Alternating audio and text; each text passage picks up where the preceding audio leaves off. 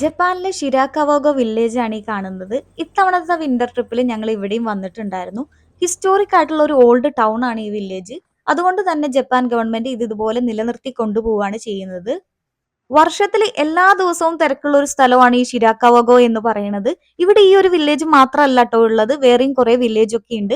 പക്ഷേ ഇതിനകത്ത് എല്ലാം പ്രൈവറ്റ് പ്രോപ്പർട്ടികളാണ്. ഓരോരുത്തർ താമസിക്കുന്നവരുടെ സ്വന്തമായിട്ടുള്ള വീടുകളും ഫാം ഹൗസും ഒക്കെയാണ്. അപ്പൊ അതൊന്നും നമുക്ക് കയറി കാണാനും അവരെ ഡിസ്റ്റർബ് ചെയ്യാനൊന്നും പറ്റില്ല. ഈ ഷിരാക്കവാഗയിൽ കുറച്ചും കൂടെ പബ്ലിക്കിനെ ഫ്രണ്ട്ലി ആയിട്ടുള്ള വീടുകളൊക്കെ ഉണ്ട്. നമുക്ക് പൈസ കൊടുത്ത് കാണാൻ പറ്റും. അതുപോലെ തന്നെ റെസ്റ്റോറന്റ് ഒക്കെ ഉണ്ട്. അതുകൊണ്ടാണ് എല്ലാവരും ഇങ്ങോട്ടേക്ക് വരുന്നത്. ഇതാണ് കേട്ടോ ഇവിടുത്തെ ബസ് സ്റ്റോപ്പ്. കനാസാവ സ്റ്റേഷന്റെ അവിടെയായിരുന്നു ഞങ്ങൾ താമസിച്ചിട്ടുണ്ടായിരുന്നത്. അവിടുന്ന് ഇങ്ങോട്ടേക്ക് ബസ്സുണ്ട്. പക്ഷെ നല്ല സീസൺ ആയതുകൊണ്ട് തന്നെ സീറ്റ് ഒന്നും ഉണ്ടായിരുന്നില്ല. ബുക്കിംഗ് കംപ്ലീറ്റഡ് ആയിരുന്നു. അത് കാരണം ഞങ്ങൾ തൊയാമ സ്റ്റേഷന്റെ അവിടുന്നാണ് ഇങ്ങോട്ടേക്ക് ബസ്സിന് വന്നിട്ടുണ്ടായിരുന്നത്. തക്കയാമ സ്റ്റേഷന്റെ അവിടുന്ന് നമുക്ക് ഇങ്ങോട്ടേക്ക് ബസ് കിട്ടും. ഇത് കണ്ടില്ലേ, ഈ വീടിന്റെ മുകളിലുള്ള മഞ്ഞൊക്കെ ഇവരിങ്ങനെ താഴത്തോട്ട് തള്ളിയിടുകയാണ് കേട്ടോ ചെയ്യുന്നത്. ഇങ്ങനെ ഇത് മെയിൻ റോഡാണ്. ഈ മെയിൻ റോഡിലോട്ട് തള്ളിയിട്ട് കഴിയുമ്പോൾ വേറെ വണ്ടി വന്ന് ഇവിടെ ഫുൾ ക്ലീൻ ചെയ്തിട്ട് പോകും. ഇതിപ്പോ മെയിൻ റോഡ് ആയതുകൊണ്ട് വലിയ കുഴപ്പമില്ല. ഞങ്ങൾ ഇതിനകത്തുള്ള ചെറിയ കുഞ്ഞു കുഞ്ഞു വഴികളിലൂടെയൊക്കെ പോകുമ്പോൾ ഇവരിങ്ങനെ അവരുടെ വീടിന്റെ മുകളിലുള്ള മഞ്ഞൊക്കെ താഴത്തോട്ട് തള്ളിയിടുമ്പോൾ ആ ഇടവഴികളൊക്കെ ബ്ലോക്ക് ആയി പോകും. പിന്നെ നമുക്ക് അവിടെ നിന്ന് അങ്ങോട്ട് കടന്നു പോകാൻ പറ്റില്ല. പിന്നെ ഇതുപോലത്തെ വണ്ടിയൊക്കെ വന്ന് ഇവിടുത്തെ മഞ്ഞൊക്കെ ക്ലീൻ ചെയ്താലേ നമുക്ക് മുന്നോട്ട് പോകാൻ പറ്റുള്ളൂ. ഈ ഒരു വില്ലേജിന്റെ പ്രത്യേകത എന്ന് പറയുന്നത് ഇതുപോലത്തെ ഈ ചെരിഞ്ഞ വീടുകളാണ്. ഇതിന് ജാപ്പനീസിൽ ഗസ്സോ സുക്കുരി എന്നാണ് പറയുന്നത്. പ്രേയിങ് ഹാൻഡ്സ് എന്നാണ് കേട്ടോ അതിന്റെ മീനിങ്. നമ്മളിങ്ങനെ പ്രാർത്ഥിക്കുമ്പോൾ കൈ കൂപ്പി നിൽക്കുന്ന ഒരു ഷേപ്പിലല്ലേ ആ വീടുകളൊക്കെ നമുക്ക് കാണാൻ പറ്റുന്നത്, ചെരിഞ്ഞിരിക്കുന്നത്. അതിന്റെയൊക്കെ കട്ടി നിങ്ങൾ ശ്രദ്ധിച്ചിട്ടുണ്ടായിരുന്നോ? ഇതിന് താച്ച്ഡ് റൂഫ് എന്നാണ് പറയുന്നത്. പഴയൊരു റൂഫിംഗ് മെത്തേഡ് ആണ് കേട്ടോ ഈ താച്ച്ഡ് റൂഫ് എന്ന് പറയുന്നത്. നാച്ചുറൽ ആയിട്ടുള്ള മെറ്റീരിയൽസ് ആയിട്ടുള്ള പുല്ലും വൈക്കോലും കയറ് അങ്ങനത്തെ മരം ഇതൊക്കെ ഉപയോഗിച്ചിട്ടാണ് ഇത് ഉണ്ടാക്കുന്നത്. പണ്ട് കാലം മുതലേ ഇത് ചെയ്യുന്നുണ്ട്. ജപ്പാനിൽ ഇപ്പൊ ഇത് നിലനിർത്തി പോവാണ് ചെയ്യുന്നുള്ളത്. നല്ല എക്സ്പേർട്ട് ആയിട്ടുള്ള ആൾക്കാർക്ക് ഇത് ചെയ്യാൻ പറ്റുള്ളൂ. ഇതിനകത്ത് ആദ്യം ഫ്രെയിം പോലെ മരം കൊണ്ട് ഇങ്ങനെ അവര് അടിക്കുന്നുണ്ട്. അതിനുശേഷം അതിനകത്ത് ലെയർ ലെയർ ആയിട്ടാണ് ഇത് കെട്ടി കെട്ടി വരുന്നത്. ഇതിന്റെ സൈഡിലൊക്കെ നമുക്ക് നോക്കിക്കഴിഞ്ഞാൽ കാണാൻ പറ്റും, ഒരു ഫ്രെയിം പോലെ നമുക്ക് കാണാൻ പറ്റുന്നില്ലേ. എനിക്ക് ഏറ്റവും കൂടുതൽ ആഗ്രഹം ഉണ്ടായിരുന്നത് ഇവിടെ വന്നു കഴിഞ്ഞു കഴിഞ്ഞാൽ ഇങ്ങനത്തെ ഒരു വീടിനകത്ത് കയറി കാണണം എന്നുള്ളതായിരുന്നു. പക്ഷെ അതൊന്നും നടന്നില്ല ട്ടോ. നല്ല തിരക്കായിരുന്നു. അതിനുള്ള അവസരമൊന്നും കിട്ടിയില്ല. ഇത്രയധികം മഞ്ഞ് ഓരോ റൂഫിന്റെ മുകളിലും നിൽക്കുമ്പോൾ നമുക്ക് തോന്നും ഇതെങ്ങാനും പൊട്ടി താഴെ വീഴുമോ എന്നുള്ളത്. പക്ഷെ സംഭവം അത് അത്ര സ്ട്രോങ് ആണ്. 30 മുതൽ 40 വർഷം വരെയൊക്കെ ഈ വീടുകൾ ഇതുപോലെ നിലനിൽക്കും ട്ടോ. ഇതിനകത്ത് മെയിന്റനൻസ് ഒക്കെ ചെയ്യണം ഓരോ 15-20 വർഷം കൂടുന്ന സമയത്ത്. കാരണം ഇത്രയധികം മഴയും മഞ്ഞും ഒക്കെ പെയ്യുന്നതുകൊണ്ട് തന്നെ പൂപ്പല് പോലെയൊക്കെ വരും ഈ റൂഫിന്റെ മുകളിൽ. അങ്ങനെ വരുന്ന സമയത്ത് ആ ഒരു ഭാഗം മാത്രം ഇവരിങ്ങനെ മെയിൻറ്റെയിൻ ചെയ്ത് കൊണ്ടുപോവാണ് ചെയ്യുന്നത്. ഓരോ റൂഫിന്റെ കട്ടി നിങ്ങൾക്ക് ശ്രദ്ധിച്ചാൽ അറിയാം, അത്രയധികം കട്ടിയിലാണ് ചെയ്തിട്ടുള്ളത്. എന്തൊക്കെയോ ടൈപ്പിലുള്ള പുല്ലും വൈക്കോലൊക്കെ വെച്ചിട്ടൊക്കെയാണ് ഇത് ചെയ്യുന്നത്.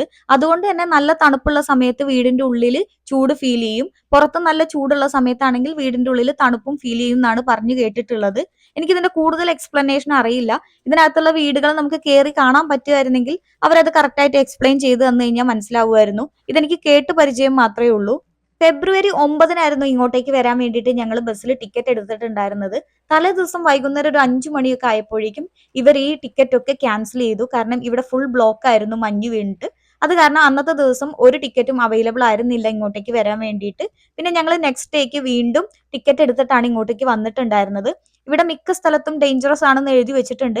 കാരണം ഓരോ റൂഫിന്റെ മുകളിലും കണ്ടില്ലേ ഇതുപോലെ നല്ല കനത്തിലാണ് മഞ്ഞിരിക്കുന്നത്. അപ്പൊ അത് സ്ലൈഡ് ചെയ്ത് വീഴാനുള്ള സാധ്യത ഉണ്ട് എന്ന് മിക്ക സ്ഥലങ്ങളിലും എഴുതി വെച്ചിട്ടുണ്ട്.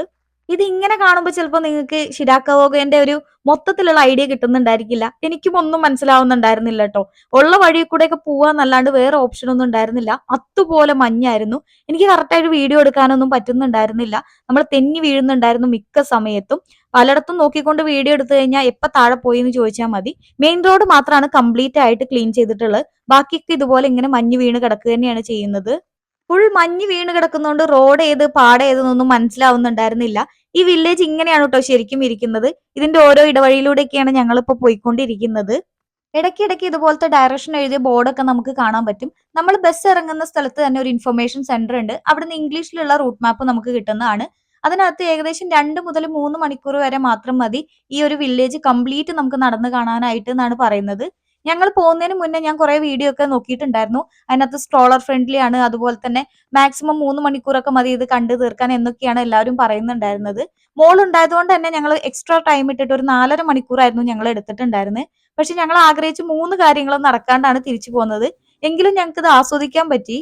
ഇതുപോലത്തെ ഒരുപാട് കടകളൊക്കെ ഉണ്ട് ഇവിടെ. ഇവിടുത്തെ ഐറ്റംസ് വിൽക്കുന്നതും ലോക്കൽ ആയിട്ടുള്ള ഫുഡുകളും അതുപോലെ തന്നെ അത്യാവശ്യമുള്ള ഗ്ലൗസ്, മിറ്റൻസ്, തണുപ്പിൽ ആവശ്യമായിട്ടുള്ള എല്ലാ സാധനങ്ങളും നമുക്ക് ഈ കടകളിലൊക്കെ വാങ്ങിക്കാൻ കിട്ടും. അതുപോലെ തന്നെ നമുക്ക് ബൂട്ട്സ് ഒക്കെ റെന്റിന് എടുക്കാനും പറ്റും ഇവിടെ. ഒരുപാട് ആളുകൾ ഇങ്ങോട്ടേക്കൊക്കെ വലിയ ബാഗും ലഗേജും ഒക്കെ കൊണ്ടാണ് വരുന്നത്. വേറെ ട്രിപ്പൊക്കെ പോയിട്ട് വരുന്ന വഴിയൊക്കെ ആയിരിക്കും. അതുകൊണ്ട് തന്നെ ബസ് ടെർമിനലിന്റെ തൊട്ടടുത്തായിട്ട് ഈ ബാഗ് ഒക്കെ സൂക്ഷിക്കാനുള്ള ഒരു സ്ഥലമുണ്ട്.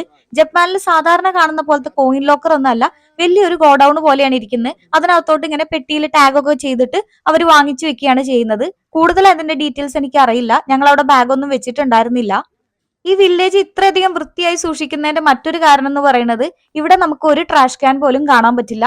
നമ്മൾ ഫുഡ് കഴിച്ചാലോ എന്തെങ്കിലും സാധനം വാങ്ങിച്ചു കൊണ്ടുവന്നിട്ടുണ്ടെങ്കിൽ ആ വേസ്റ്റ് ഒക്കെ നമ്മൾ നമ്മുടെ ബാഗിലിട്ട് തിരിച്ചു കൊണ്ടുപോകണം. ഇവിടെ എവിടെയും നമുക്കത് കളയാനുള്ള സ്ഥലമില്ല.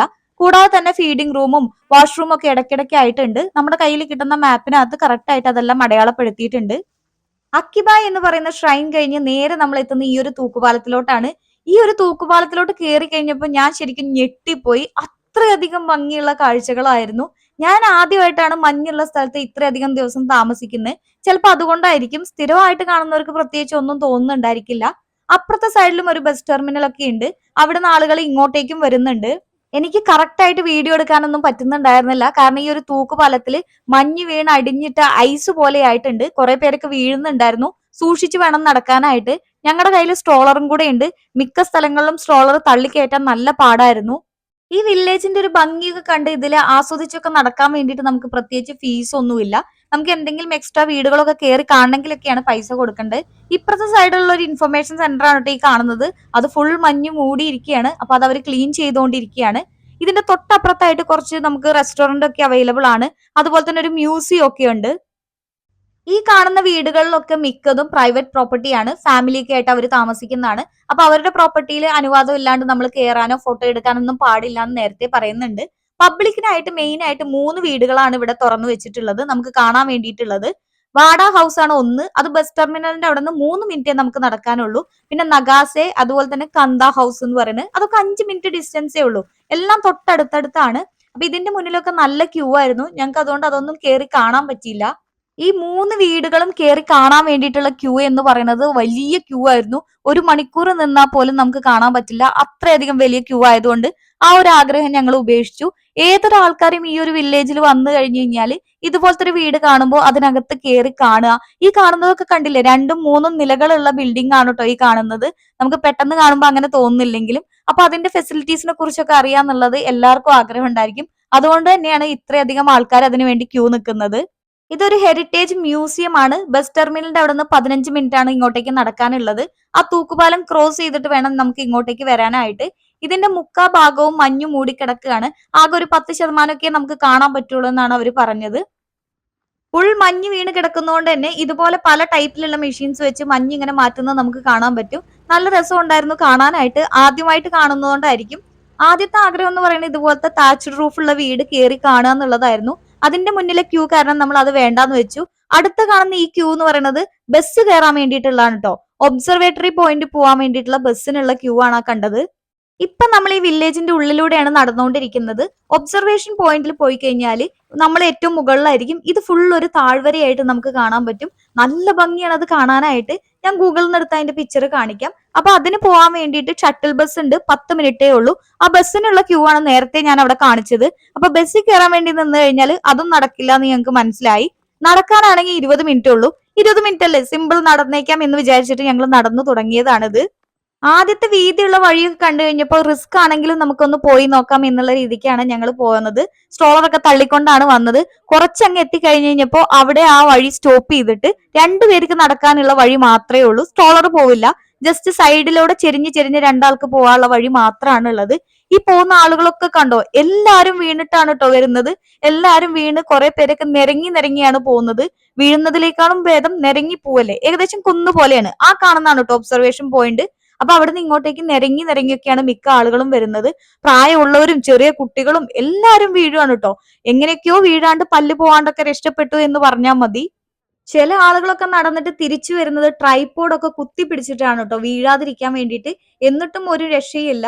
എന്നോട് ഒറ്റയ്ക്ക് വേണമെങ്കിൽ പോയിട്ട് വരാൻ പറഞ്ഞു. കാരണം എനിക്ക് അത്രയധികം ആഗ്രഹം ഉണ്ടായിരുന്നു പോയി കാണണം എന്നുള്ളത്. പക്ഷെ റിസ്ക് എടുക്കാൻ ഒട്ടും പറ്റില്ലായിരുന്നു. നമ്മളെങ്ങനെ മുകളിൽ പോയിട്ട് സ്റ്റക്ക് ആയി കഴിഞ്ഞു കഴിഞ്ഞാൽ തിരിച്ചു വരാൻ വേറെ മാർഗ്ഗമൊന്നുമില്ല.